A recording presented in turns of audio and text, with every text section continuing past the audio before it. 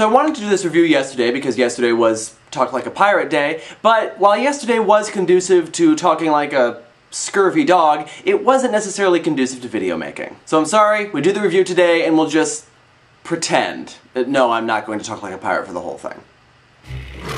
Remember, you're a wizard. On second thought, let's not hold the camera. Still princesses. Time travel, as you wish. Gentlemen, my lady, you will always remember this as the day that you almost caught Captain Jack Sparrow.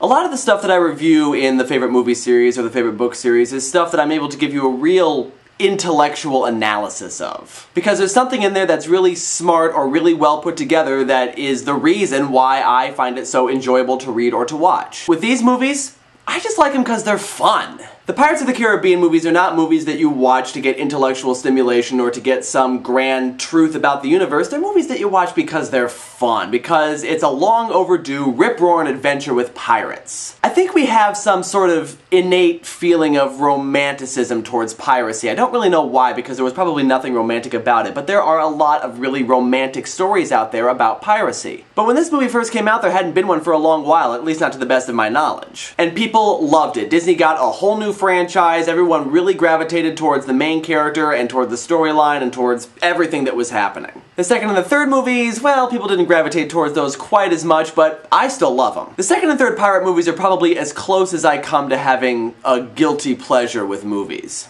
Like, all the criticisms that are made about them, yeah, I understand. The plot is really convoluted. There's a lot going on. It's hard to keep track of who's good and who's bad and all that sort of thing. But those are the things that I really like about it. If you've been watching me for a while by now, then you know that I really do like convoluted plot lines. I love all these little complications, and I love characters that are morally ambiguous. You're not quite sure if they're a good guy or a bad guy. And Captain Jack Sparrow is probably the epitome of enigmatic. You never know whose side he's on, you never know what his agenda is, you never know if he's drunk or sober, you never know if he actually knows what he's doing or if he's just making it up as he goes along. You just know that you're gonna have a good time watching whatever it is he plans on doing. And the other characters are the same way. There is not one character in this entire series that did not do something that was at the very least morally gray throughout one of the three movies. And I love the epic feel of the movies. I love everything that everybody else loves about the movies. I love the sword fighting, I love the action, I love the visuals, I love the music, everything that makes this story seem really, really epic. And I love the character arcs, especially the character arcs of characters like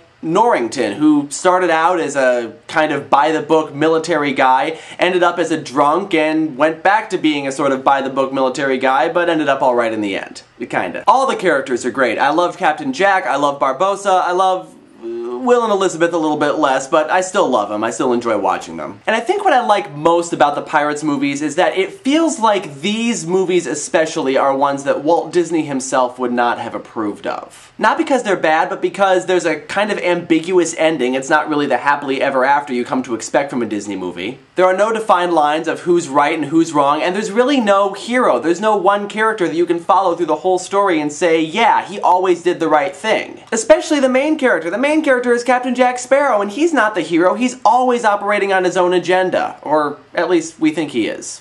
He might not be. We don't know. That's the point. And yes, I even love the convoluted plot lines. I love how you have to almost keep a running tally of who's doing what during the series in order to keep track of what's going on. So the Pirates movies are still favorites. They're probably always going to remain favorites. And I can see the criticisms of the second and third movie, but I love them. I still love them. I probably always will love them. And if you're curious about what I thought of the fourth movie, I did do a review of it a while ago with Jesse, Coded Lock Films, and I'll link it in the description, but suffice to say, it's not on the favorites list. And that about does it for this belated Talk Like a Pirate Day review. Until next time, remember, keep eating your oranges.